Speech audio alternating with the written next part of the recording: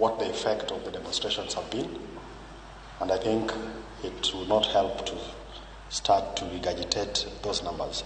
But the point is that as a security agencies, we have taken the greatest hit in terms of casualties, in terms of injuries to officers,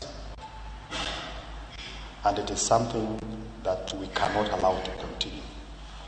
Because if we stone police officers, if we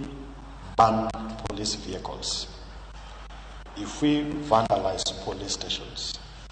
the question I would ask any other ordinary Kenyan or any other leader is,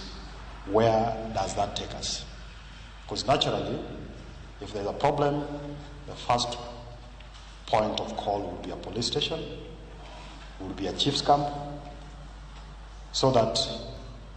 you are sorted out. Now, if we allow ourselves to denigrate those institutions,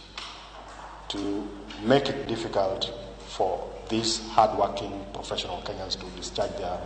responsibilities, I think for me that is where